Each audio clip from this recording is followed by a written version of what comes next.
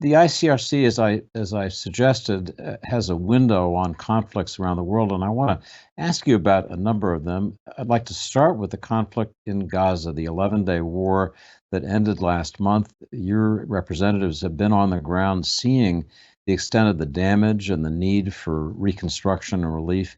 Give us a sense of what your people have seen in Gaza. Well, one thing is what my colleagues on the ground see. And of course, as in any war, there is massive destruction of building, of infrastructure, which my colleagues see. What is more important, I think, is what they see and hear in conversations with people in Israel and in Gaza. And this is the psychological impact of this warfare, which has lasted more than a week. It's the day and night insecurity, the trauma of men, women, children who have been exposed to it. And I think that's what worries us sometimes even more than the physical destruction which we witness. And Peter, let me ask you to follow that up. What should the world community do about the mental health consequences of these conflicts for people in Gaza, people in Israel, but people in all the conflict zones that you monitor? How should we think about that?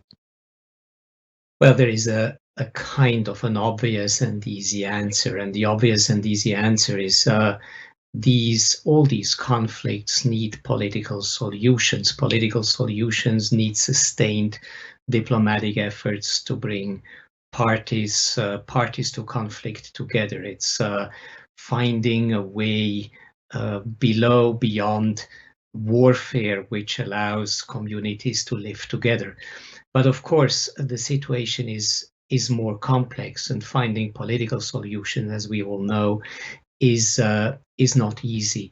What is even more important is to find at least pathways to those solutions. It's building confidence and trust through the respect of international humanitarian law, for instance. It's giving a perspective to those who are trapped in between front lines.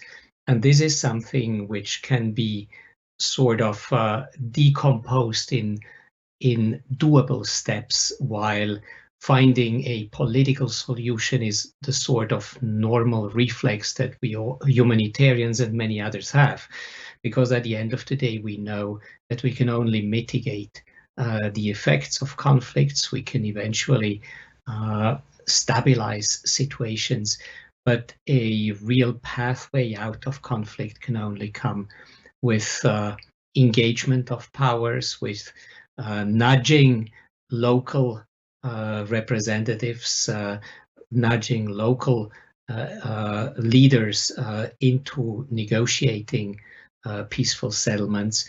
It's finding equitable ways of dealing with some of the developmental, some of the social, economic discrepancies on the ground. It's a larger agenda which needs the whole international community to work together and not to work against each other. The fact that we are confronted today with massive power competition gives options to local actors, to regional actors, to choose between the ones or the other. I think the complexity of the dynamic of violence has gone beyond structured groups. We see increasingly inter-community violence on the ground, so sustained political efforts, but also reconciliation efforts in societies are absolutely critical.